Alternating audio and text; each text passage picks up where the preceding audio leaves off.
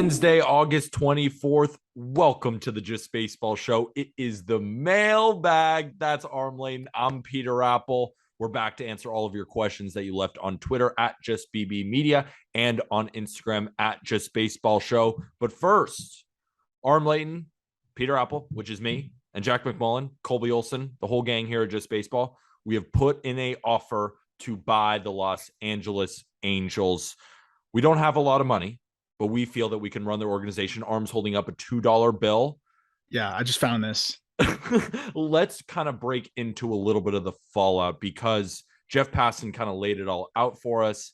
People like that know a little bit more about the selling of a team, but the big headline, Artie Moreno said they're going through the process of possibly selling the Angels. I could go through the fallout. I have the tweet right here that I could throw it over to your reaction, unless you kind of want to go through the fallout. Choice is yours, my friend. Well, I love that Passan kind of detailed it because you don't really know what goes on, behind closed doors. And, sometimes owners are very hands off, right? And I can speak to Jeffrey Loria with the Marlins, very hands on. And they did win the World Series, but they also had a lot of issues. And you look at the Angels, and this is a franchise that perpetually underachieves. We vocalize how frustrating they are all the time. Jeff Passan has three fallouts here. One is it opens the door to a Shohei Ohtani trade or record-setting extension. We knew that. Another is with enormous revenues, Angels still have never had a payroll over $183 million. That'll change. That's what Passan did. So that's also good. And then three, which I think is the most important thing, is MLB's most hands-on owner is gone. I don't know if you and I really knew that, right? I don't know how many people really knew that. I've been told by people in the game that he's controlling, but what owner isn't?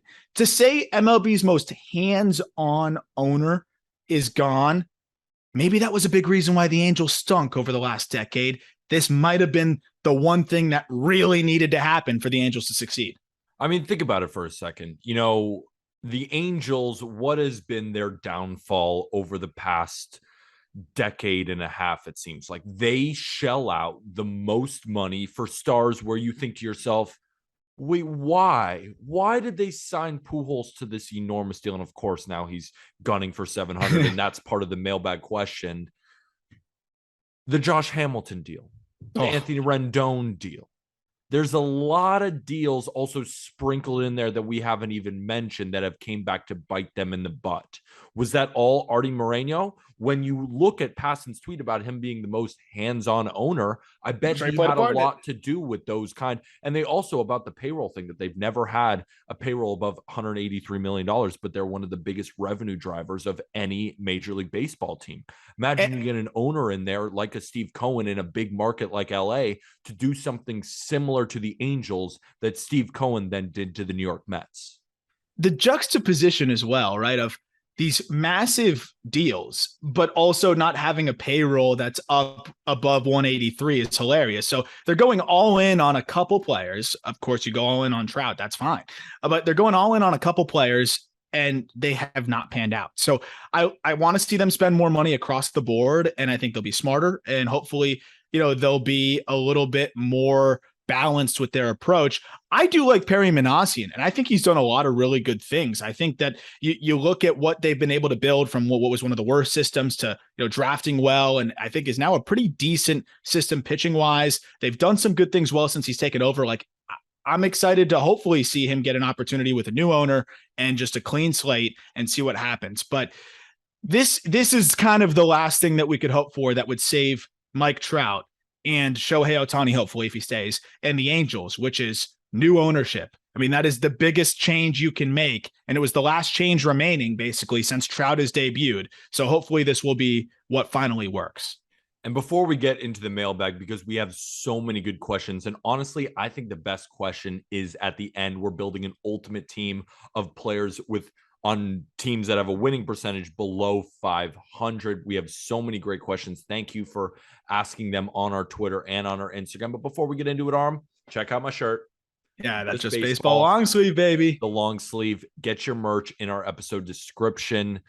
We have the new rope hats. We have new long sleeves. It's approaching fall. I got a comment I posted on Twitter. I said, why haven't you bought our new long sleeve yet? And someone said they're summer. It's summer right now. Look at this. People on YouTube. Look at that. See what I just Whoa, did you're there? rolling up And the sleeves. athletic. They could do that? They can do that. And they're athletic wear at the end of the day. Rollable sleeves. Rollable sleeves. Ever heard of it? So that's all in our episode description. Let's get into the first question because we have a ton of hammers and this is going to be a long episode, but I cannot wait. First question. With all the hype about Pujols potentially hitting 700 home runs, do you think anyone in the major leagues or minor leagues has a realistic shot to overtake Barry Bonds? Asked by Dylan0917 on Twitter. Just for starters, Albert Pujols is shocking the baseball world. He hits a home run every single day, and now he's at 693 home runs. He's about 7 home runs away. If you're a baseball fan and you're listening to the Just Baseball show, there's a very high likelihood that you already knew that. But I just think that sentence in itself, that Pujols is actually approaching 700 home runs, is amazing. Yep. But Barry Bonds is a little bit of a different animal. Barry Bonds has 762 career home runs. Could anyone catch Albert Pujols? And by that, I mean, to catch Albert Pujols is one thing. To catch Barry Bonds is another thing. So who is the first player that comes to your mind who could catch him? I'll say first, I don't think anybody ever catches Barry Bonds. And Barry Bonds would have never done what he did had he not, and again, I hate disqualifying achievements because of PEDs, but Bonds specifically on the home run title, it's basically why he did it, right? It was so that he could beat Hank Aaron's record. And that's why he was so good at the later years at age 40, hitting nukes like nobody's business. But when you look at the two guys, we talked about this before we recorded, right? Juan Soto's got to be one of the options and Vladimir Guerrero Jr. has got to be the other. And I look at Soto. I mean, the guy's so consistent, but at the same time, his career high in home runs is 34. And he would have to average about 35 home runs for 17 seasons, roughly, maybe more than that, to reach what is 762 home runs. So, to even get close to that. He has 121 in his career already. And yes, he's only 23, but I just don't know if he's going to hit enough homers because that's not really his game. He's a complete hitter. He walks a lot. I don't know if anybody does it, to be honest. I don't think anybody does it either, but I think we should talk a little bit about Vladimir Guerrero Jr. because Vladdy, we're looking at these two young guys. I think it's easy to say that maybe Aaron Judge could do it, but Aaron Judge at the end of the day is 30 years old, or 30. He's going to be 30 years old by the end of this season. There's a lot of guys, you look at Pete Alonso, also on the older end of the spectrum. We even looked at him and he'd have to hit 40 home runs over the next 10 years to go over 500 home runs. To get to 762 is a completely different animal. But when we look at a guy like Vladimir Guerrero Jr. at age 23 years old, he's at 98 home runs, but he's not a Juan Soto-esque player where 35 is asking a lot. He hit 48 home runs in 2021. Yeah. If this is a guy who, let's just say he ends the season, because right now he's at 26 home runs, and I want to put him at an even number. So let's say he hits 38 home runs this year and ends this year at 110. He would need to hit 600 home runs to even get close. That would put him at 710. So that's 40 home runs a year for 15 years. He could do that. That's possible. That's possible. That's why these two are really the only players right now that we see. But the question was also in the minor leagues. Is there a crazy power prospect? Obviously, it's so hard to project these guys because they haven't swung in the major leagues yet. If I had to pick one, who's the 80 grade power guy in the minor leagues? Honestly, give me Ellie De La Cruz in Great American Ballpark. Wow. Right, that guy could hit 50 in Great American Ballpark. He's already hit home runs over 500 feet this year. The problem is when you're projecting prospects, these guys have to hit enough too, right? You look at Vlad Guerrero. Was an 80 grade hit tool guy.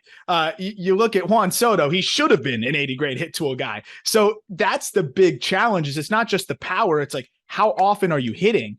And it has to be the combination of the two. Ellie De La Cruz is a switch hitter, has a lot of swing and miss, but he can improve in that department. But the more we talk about this, as you kind of just laid it out, I think Vladdy might be the best pick because he's not going to walk nearly as much. It's about how often you're hitting the ball, and he's going to hit more home runs. If he averages 40 home runs over the next 15 years, he would need to do it for 16 years, or he'd be right there. That's possible. That's possible. But even in a down year, the fact that he's going to finish with 35, 38, whatever he's going to finish with, like if he stays right around that ballpark, it's 44 next year, back to 39, like hovers around an average of 40.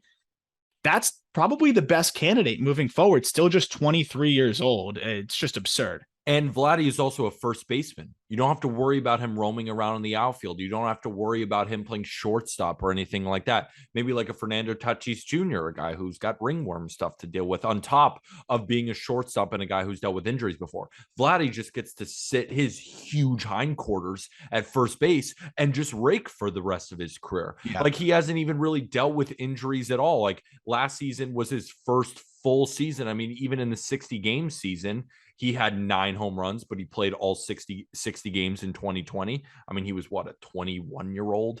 And then now he played 161 games last year, and he's played 119 games this year. He could be a guy that's consistently giving you 160 to 162 games because all he does is rake. And if that's 40 home runs a year for 16 years, he's got a shot. But I don't think that we should discount Soto because we never know that Soto is now out of Washington. He's not going to get walked every single AB anymore. If he gets put into a good lineup, maybe he does become a New York Yankee, or maybe he does go to another team like that where it's easier to hit in that ballpark. Like, honestly, if he stays in Petco his whole career, that's a pitcher's park of all pitcher's parks. That's something also to monitor there too. So there's a lot of things working in Vladdy's favor in the AL East. A lot of nice ballparks to hit in. If we're looking at Fenway, we're looking at Yankee Stadium, even in Toronto. The Trop, not as much. Baltimore, not as much anymore because they moved the left field wall back. Yeah. But still, overall, it's a pretty good division to hit in. Is there anybody else off the top of your head before we move into the second question?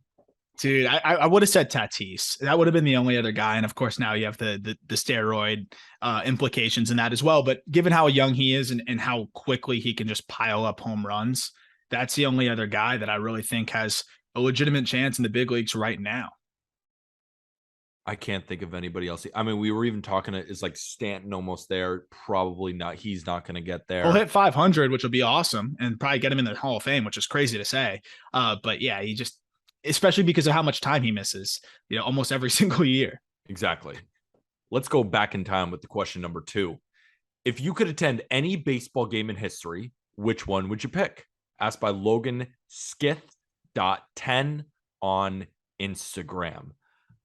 The first game that came to my head, and it wasn't a game in particular that was super, super exciting, but when I saw this question, this was the first thought. I'm going to throw it over you, and I also have another answer that would probably be my pick, but I want to see this moment, and I want to figure out if it happened.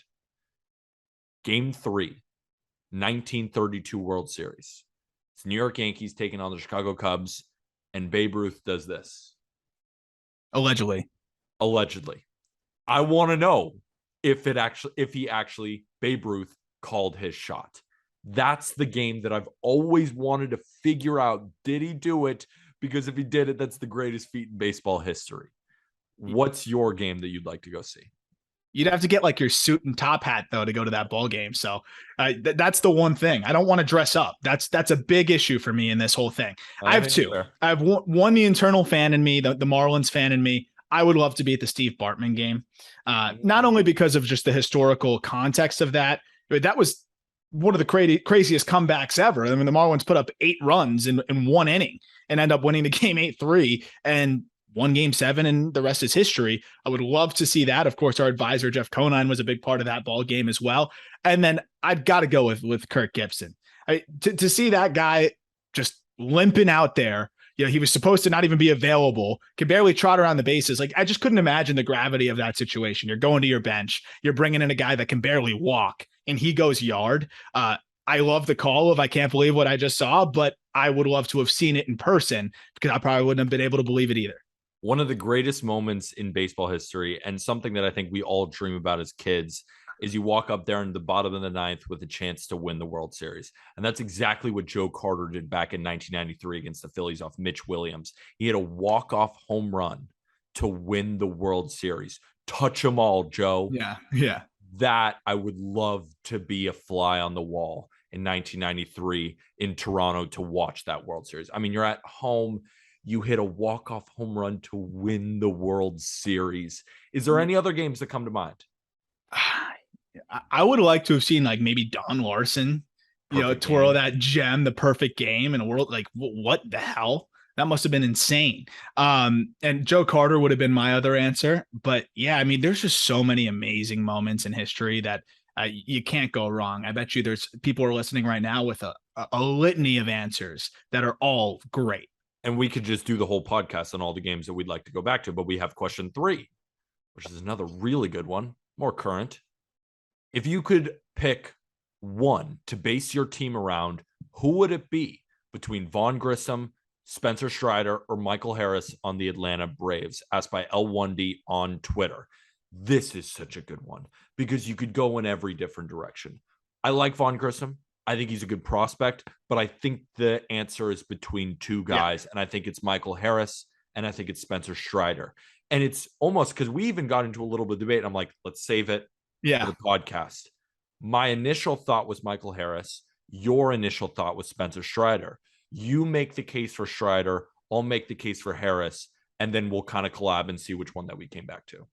Yeah. So I lean Strider just because I think it's so hard to find a pitcher that is capable of doing what he is doing. And I think pitching is such a premium, and you're going to make the Michael Harris case. So I'm not going to, kind of get too deep into Harris because I love him and everything he brings to the table, and really is such a just well-rounded ball player. But Spencer Strider could be an ace, right? This is somebody that was used as a swingman, and then all of a sudden now really has figured it out, has an elite fastball, has a nasty slider. He's striking out 13 and a half batters per 9. Like, that's a guy that I'm going to build around because I know he can anchor the front of my rotation. He's durable, and he's just a frontline kind of dude that can win you ball games.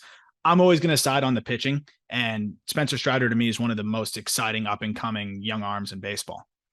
I always side with the pitching too, and that's why I kind of agree with you. But I think the reason I chose Michael Harris is he's a little bit safer, I guess, than a guy like Spencer Strider. Spencer Strider didn't exactly come out of nowhere, but Michael Harris has always kind of been that up and coming outfield prospect. And when I talk about safe, what I know for a fact, no matter if Michael Harris never hits again, he's going to steal your bags, and he's going to play maybe the best defensive center field. And that's key there. Premium position center field, anchoring that outfield defense. And then what we're seeing is a guy who has an 833 OPS, who's also has 13 home runs with a max exit velo in the 88th percentile and a hard hit rate in the 71st percentile. And that's at 21 years old. Yeah. So if he can then develop more at the bat, could he become an 875 OPS guy who ends up being a 25-25 guy who plays elite center field? That's where I think to myself, we're not only looking at a potential all-star, we're looking at a perennial all-star in the outfield, a guy who plays every day, who's also younger than Spencer Strider. Yeah. So I lean to Michael Harris, but to your point, starting pitching wins championships. And I guess the question is it harder to find Spencer Strider, or is it harder to find a Michael Harris? And that's, you're in the prospect weeds. Like, I'm going to throw that over to you. Yeah. When you're looking at prospects, is it harder to find Michael Harris, or is it harder to find is it harder to find Spencer Strider, or is it harder to find Michael Harris? Yeah, no, honestly, that was exactly the point I was going to bring up is, I think it's really difficult to find a center fielder like Michael Harris. So that I'll put out first and foremost, like, to get an offensive prospect that can also defend the way Michael Harris does, that's extremely hard to find. But I think you can find a very solid center fielder much more easily. And I just don't know if there's much in between in pitching. Like, you can maybe find a regular arm, but I just think there's so much more impact. I think it's a lot harder to find a frontline starter. I mean, I'm always looking at these pitching prospects, and a lot of the guys in our top 100, you're hoping are number 3 guy. Like, the amount of guys on the top 100, we're going to talk about a couple prospects in a few minutes. The amount of guys that really I could say with confidence have a good shot to be an ace, it's few and far between. It's really tough. Usually it's guys that either beat their expectations or a few that really reach their ceiling. So I just think it's so much harder to find a frontline starter. And that's why I lean Spencer Strider. But what I will say is everything you said about Harris is correct. That's why I love him. And at 21 years old, you could build your franchise around that guy and feel pretty good. The Braves are in a pretty damn good spot. I'd say so. Yeah. Oh my. Because to your point, I mean, Strider's probably the rookie of the year. Like Yep. Strider's probably had the better overall year than a guy like Michael Harris. We were looking at F4. We just did our all rookie team. Strider's 13th in F4 among pitchers or something like crazy like that. I mean, that's the kind of. And Michael Harris is a 3-win player already in 77 games. I don't think there's a wrong answer here. There is basically not. What we figured out is that whatever you choose between those two, you could make a sound argument for both, and neither of us would say that you're wrong. It's just, what do you prefer? Would you prefer to build around the pitcher, or would you prefer to build around the defensive-minded, younger center fielder? But Strider's been better, so you could go either way. All right, let's move on to question number 4. These are all such good ones, and this one is a hammer, and you and I are going to have a back and forth certainly about this one. Of all the rookies this year, who would you start your franchise around? Asked by Klein Schroeder on Twitter. I apologize if I didn't get that name correctly. It's spelled Kleine Schroeder on Twitter. You got some options here. Yeah. You got Strider. You got Michael Harris. You got J-Rod. You got Adley Rutschman. You got Bobby Witt Jr. And there's a bunch that I haven't named. Who are you building around, Aram Layton? I'm sticking with the impossible position to find, and I'm sticking with the catcher here this time, and it's Adley Rutschman. And man, to me, it's between Julio Rodriguez and Adley Rutschman. And I look at a switch hitting catcher with elite defensive ability, who hits for power, who gets on base, who doesn't strike out, who also pitchers love to work with, commands a staff. Like Adley Rutschman just has the face of the franchise face too. Like everything about him is just franchise cornerstone. I'll build around the switch hitting Gold Glove catcher and figure the rest out later. Do you think it's fair to contextualize this a little bit and say, who would you rather build around at a young age? Ronald Acuna Jr. or Buster Posey? Do you think that's fair? Or do you think Adley could be better than a guy like Posey? And do you think giving Ronald Acuna Jr. the Julio Rodriguez comp is fair? I think there's a scenario where both could be better. These are guys that were, some of the most exciting prospects in baseball that their ceiling is MVPs, right? And but I think if I'm building around those two comps, like Buster Posey, you look at the Giants this year. I think there's a lot of other factors, but I think Buster Posey's number one. And look at what he did for them when he won the MVP, just helping them continuously win World Series after World Series and be a dynasty. I think when you have the catching position taken care of, and you have that guy that just commands the staff and produces offense the way he does and defends, he's already good. He's already a 3.6 F4 guy in 73 games. Adley Rutschman is. I think that's just a kind of game changer that you just don't find very often. I can't even think of the last time. Really might have been Buster Posey. The last time we really had a catcher come up with this kind of impact like Adley. Or Joe Mauer. Yeah. Jack and I were kind of talking about him too. There's no wrong answer here. I agree. It should be between Julio Rodriguez and it should be between Adley Rutschman. I'll make the case for Julio Rodriguez, but honestly, I'm pretty in between. Because to your point, everything you said is right. You probably have to build around that catcher. But I'm going to play a little bit of devil's advocate because Adley is 24 years old. Mm-hmm. And J-Rod's a freakazoid. J-Rod is 5th in outs above average in center field. He's not a right fielder like maybe an Aaron Judge. He's in the 91st percentile in outs above average in center field.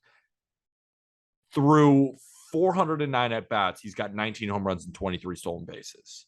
Ron Acuna Jr. in 2019 had 41 and 37. I could see that being a year in, year out thing from the 6'3", 230 outfielder. Like if he's a MVP candidate, I don't know if Adley will ever win an MVP, but I could see 2 or 3 with J-Rod. But it's like, I think that Julio Rodriguez will put up crazier numbers than Adley ever will. But when you're talking about position and just impact on the rotation on top of it, that's why it's so close, because we're going to have years where we look at J-Rod and be like, that's the MVP because 300 with 40 home runs, stole 35 bags, and played great defense and is a possible Gold Glove winner. And if you ask me if I had to pick one to potentially be a Hall of Famer, I probably would pick Julio. I think I would. But at the same, with that same notion, I know it sounds almost counterintuitive.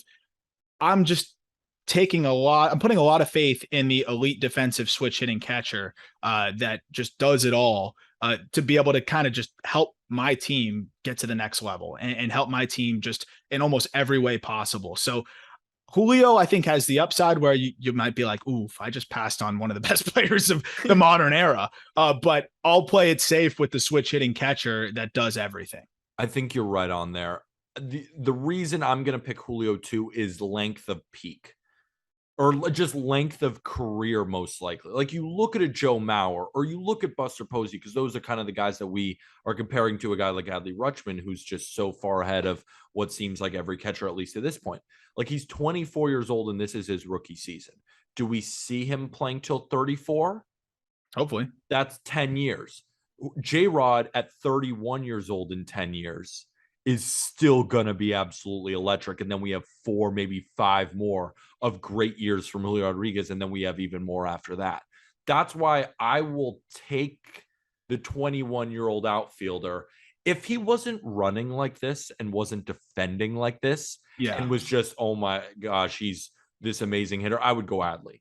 But what he's added now to his game, that he is now a true 5-tool player. Yeah. I do think he's Ronald Acuna Jr., but in center field is one of the best center. Like, that's Mike Trout levels. I mean, that's best player in baseball future kind of value. But to your point, like, shit, like the Adley catcher switch hitting, I know what I'm going to get. The swing is so pure. What he can do for the starting rotation, it's such a good question. It's such a good question. The last thing I'll say on it is, I mean, I still think JT Realmuto is the best catcher in baseball, but like, there's a legitimate chance that Adley Rutschman is the best catcher in baseball by, next season, which is insane. And that shows you how tough the position is. I think you're totally spot on there. Is there anyone else that you considered for this? Like, is Michael Harris in this conversation? Is Strider in this conversation? Is Bobby Witt Jr. in this conversation? I think J-Rod and Adley are in their own. I think they're in their own boat. I agree. I really do. I think they're kind of in their own level, and you'll see it in the Rookie of the Year voting. I promise. Like, I think they're just in their own echelon, and both this year and beyond. I think Strider is approaching that conversation, though. And we can't forget about Bobby Witt, because the freakish talent is still there. And he's also 22 years old.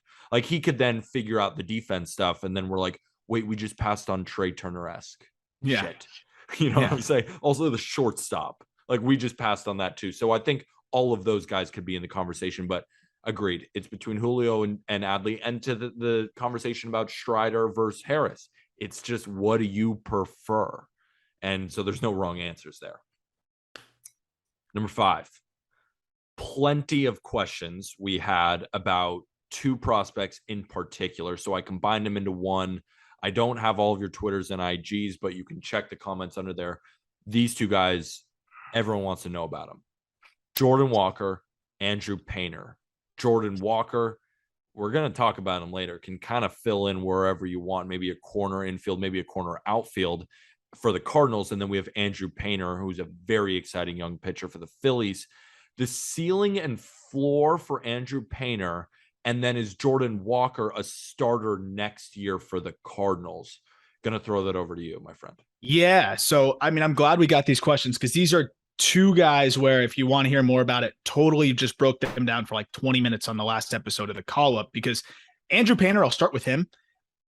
People are going to be very surprised at how high we have him ranked in the top 100 update. This guy is entering kind of the top 3 or 4 pitching prospects in baseball conversation. Wow. Just got bumped up to double. He throws upper 90s with ease, tops out at 101. He's 19 years old. He's 6'7". He has a wipeout slider, and he throws strikes.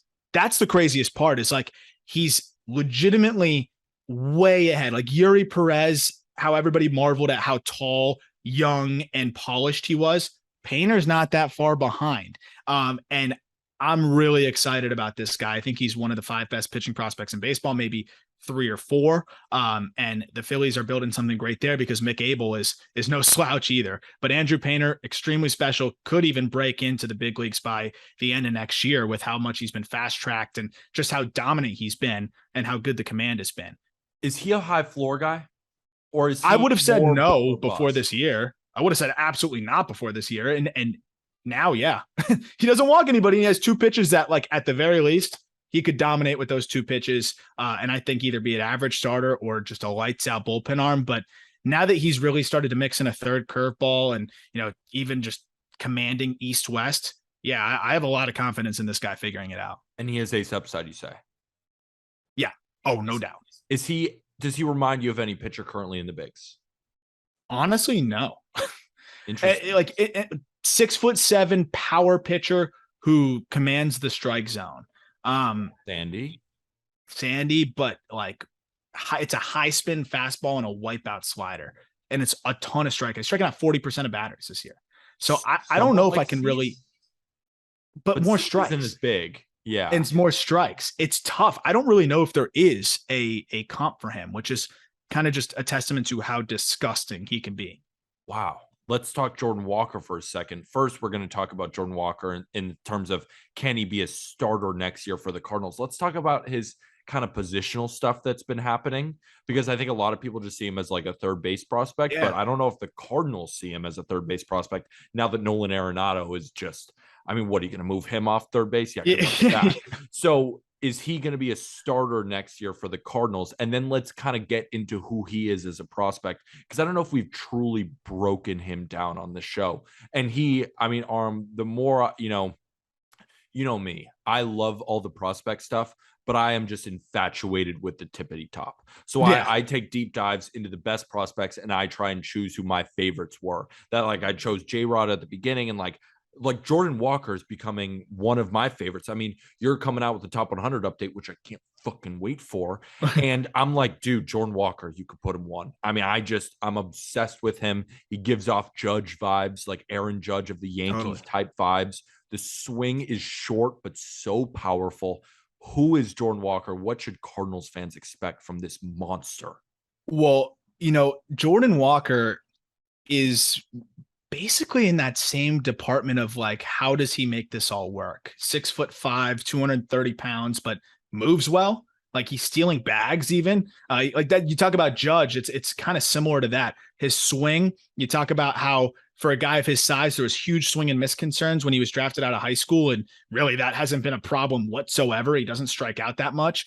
He's a little aggressive, but it doesn't matter because he hits everything. The power is off the charts, and we're starting to really see him tap into it now and start to lift more and generate more homers. And he just keeps getting better, Peter. That's the craziest thing. And over his last 20 games in Double-A, 347, 414, 707 slash line with an 18% strikeout rate.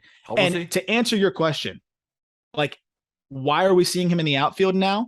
It's because of the fact that he could debut next year. It's because of the fact that he is beating the timelines. The Cardinals are realizing, wait a second, he's going to get here too soon. Arenado's not going anywhere. Goldie's not going anywhere. He could have been the heir to Goldie. He's getting there too quick now too. They're giving him reps in the corner outfield. It's a little rocky right now. He's never done it before. He's an athlete with an elite arm. I think he'll be fine.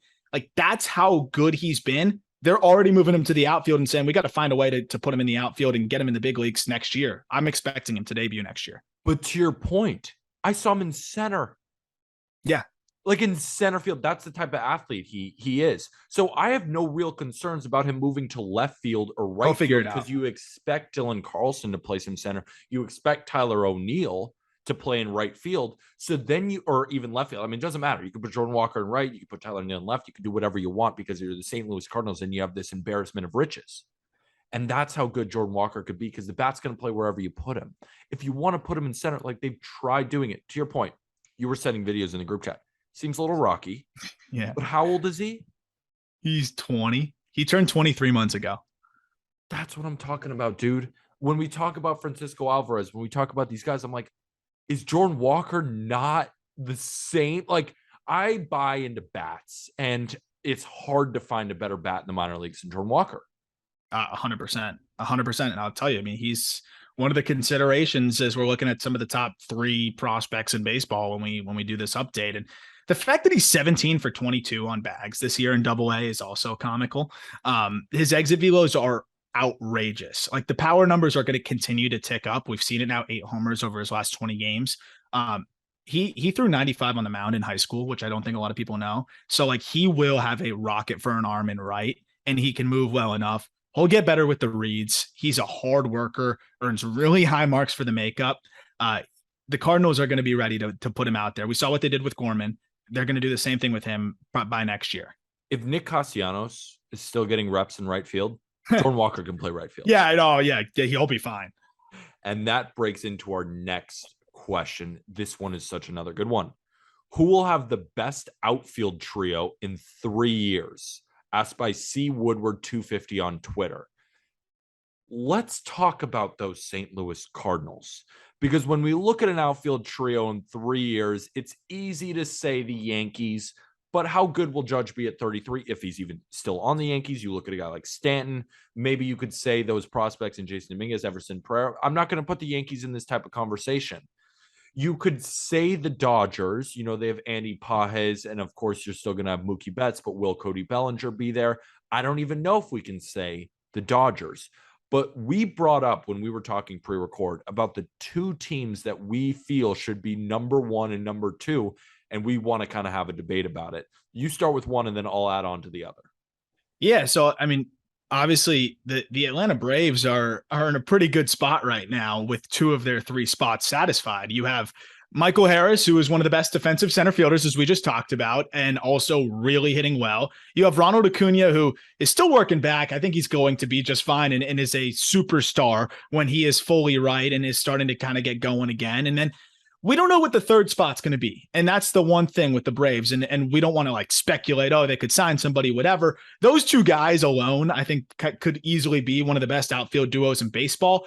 But we're 2 speculation moves here. This one's a little bit more speculatory than the next one. But I look at Von Grissom, and I think he can move to left. He's not really athletic enough for shortstop. I don't think he's going to be like the heir apparent to Dansby. Obviously, Ozzie Albies is locked up at second base. Grissom's a good enough athlete. I expect him to potentially move to the outfield. And if you have an outfield of Von Grissom, Michael Harris, and Ronald Acuna Jr., that could easily be the best outfield in 3 years in all of baseball. But I do think that the best outfield in 3 years will be those St. Louis Cardinals. When you have Dylan Carlson in center, and then on the corners, you have Tyler O'Neill, and then the reckoning of Jordan Walker. Yeah. If they have those 3, they're all young, they all hit the crap out of the ball, and they all can play good defense. At least Tyler O'Neill and Dylan Carlson can. We'll see how Jordan Walker does, but I have no reason to believe that he couldn't play at least an average corner, and the bat is surely going to make up for it. Those are the 2 outfields. When we kind of unpack them, where do you lean? My only concern is how good is Tyler O'Neill going to be? What is Tyler O'Neill? Because he was so good last year and has battled injuries this year and just hasn't totally been right. So I don't want to, draw any major conclusions, but he hasn't been great this year. And then Dylan Carlson, I love him. I think he's really good. Is he going to make that leap, or is he going to always kind of be that slightly above average outfielder? I think Walker is going to mash and be great there. And then they even have Alec Burleson as an insurance policy, which is great. And maybe even a Juan Yepes. Like, they have so many backup plans that I think there's a lot of other guys that could fill in if somebody else struggles. If Tyler O'Neill is playing even somewhat close to 2021 Tyler O'Neill, I think it's a no-brainer. But I am concerned about whether O'Neill can, 1, stay healthy, and 2, produce anything close to last year.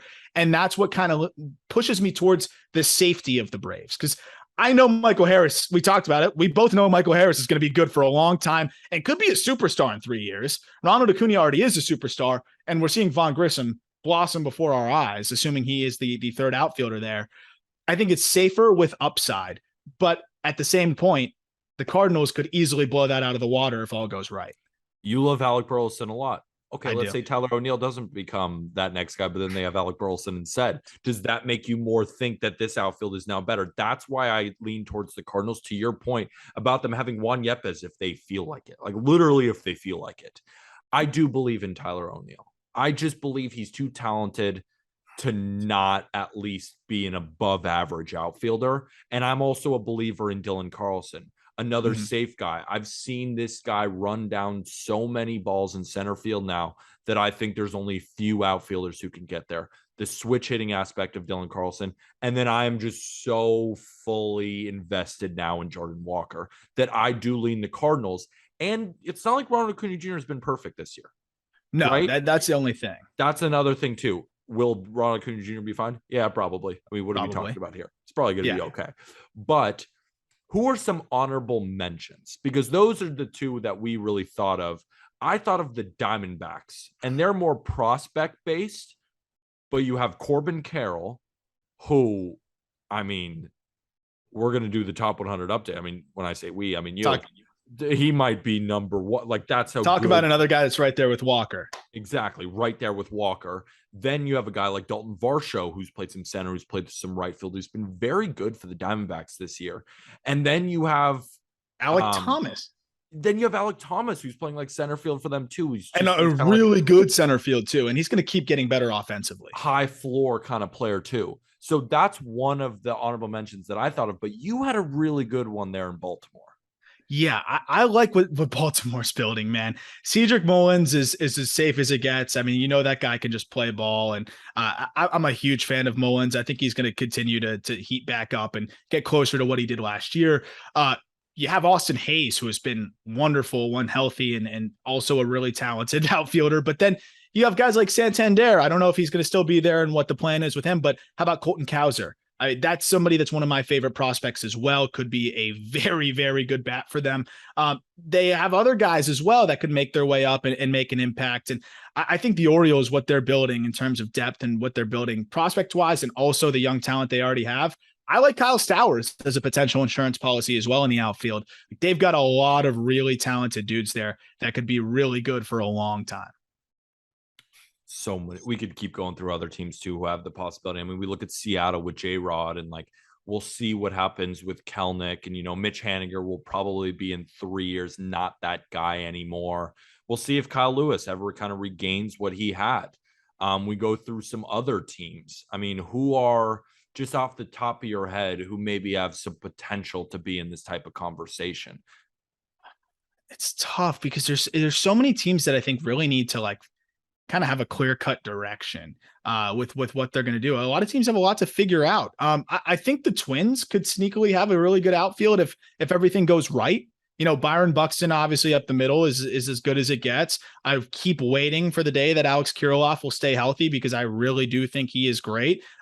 We'll see what they decide to do with some of their other guys that can move around. I mean, if they decide to move Jose Miranda to a corner, which I don't think they will, he's probably stuck at first. His bat alone would make their outfield a lot more interesting, but he's been more first base, third base. So there's just a lot of guys that you can move positionally that could change things. But I think that the teams that we mentioned are pretty much the favorites to be just a major, major impact. This is a good one. And then we have our last question, which is sick. If the staff at Just Baseball were to form a managerial staff, who would be the manager? Who would be the hitting coach? Who would be the pitching coach, etc.? So what I'm thinking here is we need a manager, we need a pitching coach, we need a hitting coach, we need a bench coach. What else do we need? Do we need should we have a GM here? And then an owner. An owner. Should we do the whole front office? Let's do that. And let's because I want to make some people in our staff feel bad for not being involved. I have some specific people in mind that I'm kind of mad at right now that I don't want involved. And let's go back. You just want to hurt some feelings right now? I want to hurt some feelings of our staff for sure. Okay, that's great. I would like to recommend myself as the hitting coach. I think I mashed, and I think I could do a lot. I could do a lot at the plate. I was a good pitcher. I was thinking Jack for our pitcher.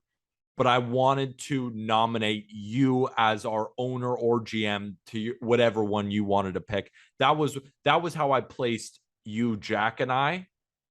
And I think we either put you as owner or GM, and then we could possibly put Jack as the manager, Colby as the pitching coach.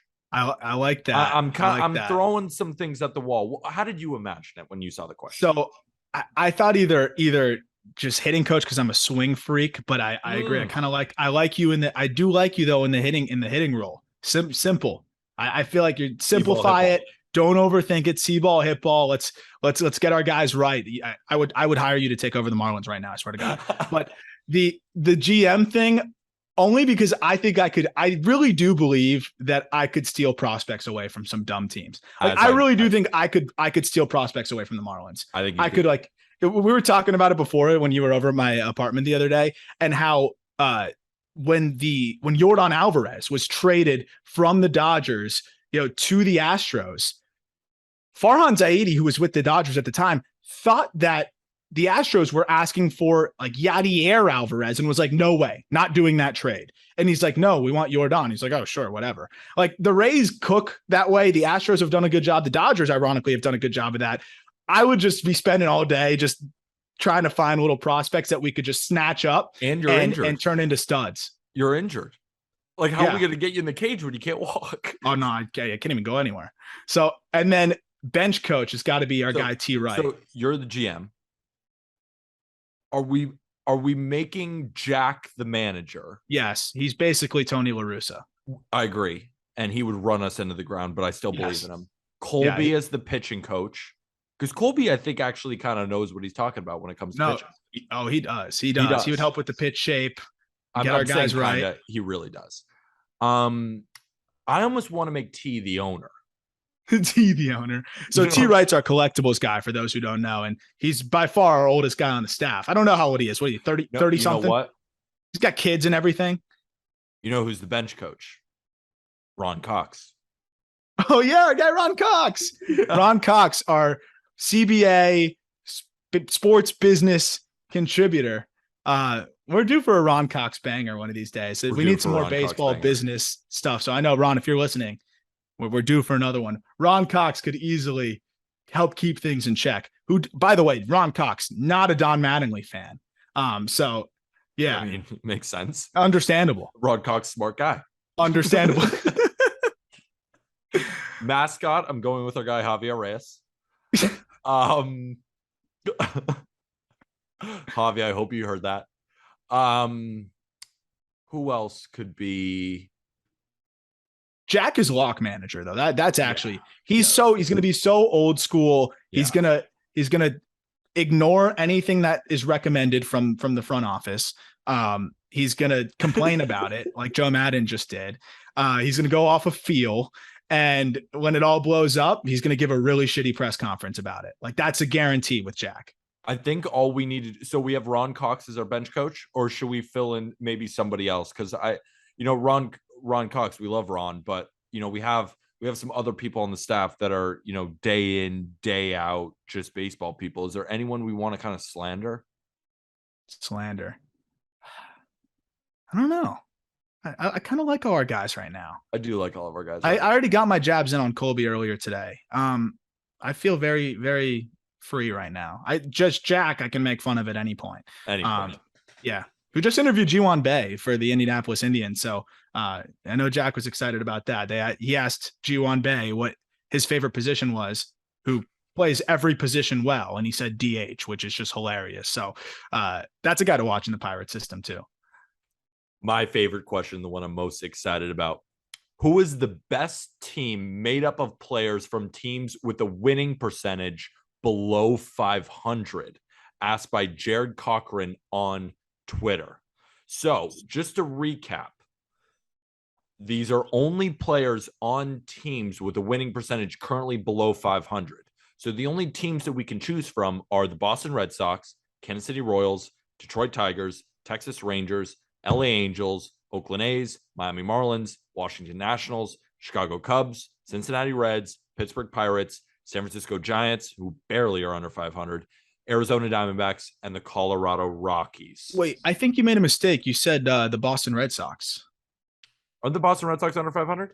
Oh yeah, you're right. You're right. They are. They're 60-62. That's my fault. Interesting. Yeah. Oh, yeah. No, we included. They are under 500. Oh, okay. Yeah. No, my fault. Yeah, no, that's all good. Just to confirm, the Red Sox are under 500. Yes. Yes. Yes. All right. Yeah. Just want to make you say it again. I just think it's funny. I think it's funny, kind of too. You want to go back and forth because we created this team, and we'll just go rapid fire. I'll start with catcher. You go to first base, and we'll just switch off. Yeah, let's do it. At catcher, we have Wilson Contreras of the Chicago Cubs. Dude rakes, should be the catcher. You could go with a couple of different options, but Wilson Contreras, I feel like, kind of easily wins out here. Yeah, I mean, what he's done is really just insane. And you go to first base too, like Christian Walker. I don't even think this guy's getting enough love. He's been outrageous this season. And you look at all the batted ball data as well, it points towards it being sustainable. And if anything, he could be even better. Walker's been one of the best first basemen in baseball outside of the obvious elite guys, and has a shot to finish with more than 35 homers while striking out less than 20% of the time. At second base, we're going with Marcus Semien of the Texas Rangers. I mean, Semien got off to a really bad start, but he's slowly and quietly looking like that hitter that at least the Texas Rangers thought when they gave him a 7-year deal. He's still been around league average when you look at the full season. But if we look at post All-Star break, we look at, from June on, he's looked like that type of hitter, and he's still the best second baseman of any of these teams under 500. At shortstop, this was a tough one, but we went with Corey Seager, Corey Seager has really tapped into the power this year, 26 home runs, but also not striking out much, playing decent defense. I'd like to see him get on base a bit more, but I like the upside of Corey Seager over, Xander Bogaerts, who is just right on the cusp as well. But ultimately, we go with the Texas Rangers shortstop. And at third base, this one was easy. Who's one of the best third basemen in all of baseball, hits over 300, is going to hit 30 to 35 home runs this year. That's Rafael Devers of the Boston Red Sox. Again, one of the best third basemen in baseball, and he happens to be on a team that's under 500 in the Boston Red Sox, Which is crazy because Bogaerts and Devers are so freaking good. And we like to make fun of the Red Sox. It's more just because of the amount of Boston guys we have on our staff and also Boston people that I have just in my life. Yes. It's overwhelming. But I don't actually hate the Red Sox. I will continue to remind people that it's just fun for me. Outfield is very easy, but I hate that this is one of the options, but he always is. Mike Trout obviously will anchor the outfield. Thank goodness he's back from injury. Seems like it's not as bad as initial reports, may have suggested. This guy, even at 80%, is better than everybody. And taking Mike Trout is not, I don't need to make a case for that. Enough said. I'm going to move on to the next outfielder. And this one was tough because the next guy that you're about to talk to, I think clearly is the second option, but I think you could go back and forth. I picked Adolis Garcia of the Texas Rangers. What we do know is that he is a very good defender. And when he's on, he's a guy who's a 20-20 threat. He's got a lot of power. He's got a lot of speed, does a lot of things well. His only issue is that he kind of strikes out a lot. Doesn't walk very much. Hates walks. But everything else he is very good at. He's a good defender. He's got power. He's got speed, like I said. Adolis Garcia is developing into a very, very solid player for the Texas Rangers. And I thought he makes this third outfield spot. But the second best outfielder, go ahead. Yeah, it was funny. I thought about it at first, and I was like, but then you look at it, 12th and F4 with the defense that he's playing among outfielders, and the power's there, the bags are there. If he can hit a little bit better, you got a really good player there. The last outfielder is kind of a no-brainer. It's Brian Reynolds. He's just continues to rake, switch hitter that just does a lot of things really well. And the Pirates, they're going to get better, but he's easily their best player and just kind of continues to carry them. I agree. Should be Brian Reynolds of the Pittsburgh Pirates for sure. And at DH, this one's easy. Best player in baseball. Dude right behind me for all those watching on YouTube, Shohei Ohtani. What else do I have to say? Pitches and hits, and we want him in the rotation, which we're going to get to in a second. He can pitch. He's the best player on our team. He's better than his teammate, Mike Trout, because he's a freaking GOAT, and he might win the MVP this year, even though Aaron Judge might hit 60 home runs because he's that good, because he does both. And he's doing everything better than ever again. Like Yeah. he's been pitching like he looks like a Cy Young candidate now all of a sudden. Like it's absolutely insane. And I didn't also want to put him in pitcher because I didn't want to take someone away in our rotation. Yeah, because you could just throw him in our rotation too. That's how great he is. And now we got an extra pitcher, but we also got Sandy Alcantara, who, has had a couple rough starts as of late and still has like a ridiculously low ERA. I mean, this guy has been spectacular this year. He's a throwback pitcher, eats innings, gets outs, will rack up strikeouts when he needs them, will pitch to weak contact when he needs to. I mean, this guy is a budding star and one of the more exciting young pitchers in the game. And we needed a lefty, and one of the best lefties in baseball is on the San Francisco Giants. His name is Carlos Rodon. We're talking about Spencer Strider on the all-rookie team, about 98 at your neck, and then the slider. How about 97 maybe at your neck from Carlos Rodon? And I think one of the best sliders in all of baseball for my money. Carlos Rodon and the Giants this year, they bought low on him, and it's been one of the best free agent signings. We loved him going into the year. It was all about, can he stay healthy? He stayed healthy all year and been one of the best pitchers in baseball. Carlos Rodon is definitely the second pitcher on this list. And another one from the same team, which is wild because you would have expected them to be better given that they've got two guys on this list. Logan Webb, who was incredible last season and has followed it up with a pretty solid year this year, but I feel like it's just the disappointment of the Giants is kind of taken away from the fact that Webb, after a slow start, has really been solid this year. 3.08 ERA, 3.28 FIP. Strikeouts are slightly down, but overall still really just churning out quality start after quality start and keeping the ball in the yard. Logan Webb is as reliable of a starter as you're going to find. In our setup role, Brock Burke. We talked about him on the rookie team. He's got a 1.25 ERA, ladies and gentlemen, for the Texas Rangers. I mean, what else do you want us to say? The lefty, the 6'4 lefty, is just shoving at 95, 96 miles an hour. He's got a couple other plus breaking ball pitches. He's just been a phenomenal reliever for the Rangers this year, been one of the best overall relievers in baseball, and has probably been the best reliever in the Rangers' pen. I mean, a guy like Matt Moore has been great too. I know they have other arms in there, but Brock Burke, if you're talking about all reliable, he's been absolutely all reliable for the Texas Rangers. But how about the closer?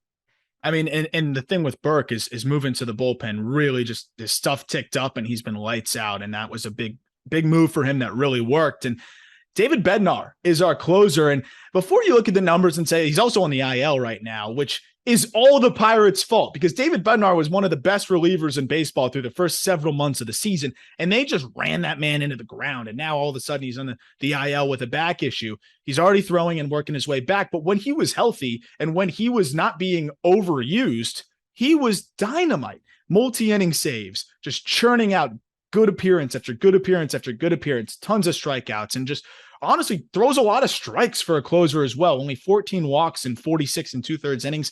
This guy is really, really freaking good when he's right and not being overworked. The mailbag. That was so much fun. That'll do it for this episode of the Just Baseball Show. We can't wait. We have an interview for you on Friday. That is one of the biggest that we've ever had on the Just Baseball Show. And Thursday, it'll be Jack and I most likely, or might be Arm. We're going to figure it out what we're going to talk about on Thursday, but Friday is going to be a great interview. And then, of course, we'll be back next week. But if you want to hear more about Jordan Walker, about Andrew Painter, about all these different prospects, go check out the Call Up. That's Arm's podcast, breaking down all of these different prospects in more detail. Also, I cannot wait for the top 100 update. And then also, if you're more into the gambling space, you're more into that kind of stuff, my podcast, Not Gambling Advice, it's every day, 5 days a week, going over my MLB best bets. And you can only find my props on that podcast. And if you want to play those props, play them on Prize Picks. Use code JustBaseball. You get a full deposit match. That's a ton of fun. And then we have also the State of the Division podcast. You all know the drill. 5-6 days a week, 15 minutes on your favorite division. You can listen to those. Also, go subscribe to YouTube if you're listening. Give us a like, give us a comment. And the best way to support us, go get yourself some merch. And if you could give us a 5-star review if you enjoyed this episode on audio, or hit that subscribe button on YouTube, helps us out, give you guys more content, and it's all for free. Anything else, Warren, before we say goodbye? Just dropped the top prospects in the Cincinnati Reds organization. That's live on justbaseball.com. what a freaking system that's turned into. Go check out our top 15 prospects there, and also just kind of everything you need to know on that system. And the future's bright in Cincinnati. And with that, thank you, everybody.